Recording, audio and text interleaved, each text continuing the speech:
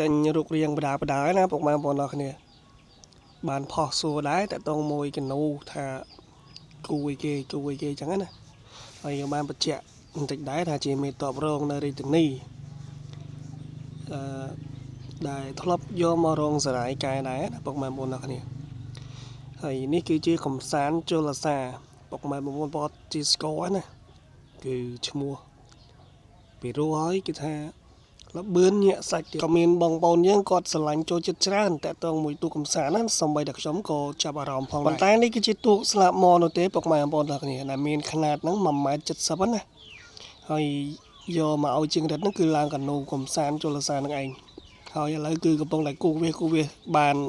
ប្រហែលជា50ទៅ60%សម្រាប់ម្ចាស់ទូកមួយគ្រឿងនេះវិញដែរគឺអ្នកខាងពុករស័យណាពុកម៉ែបងប្អូនគ្នាអញ្ចឹងសម្រាប់ម្ចាស់ទូកអីបានឃើញវីដេអូអាចចូលខមមិន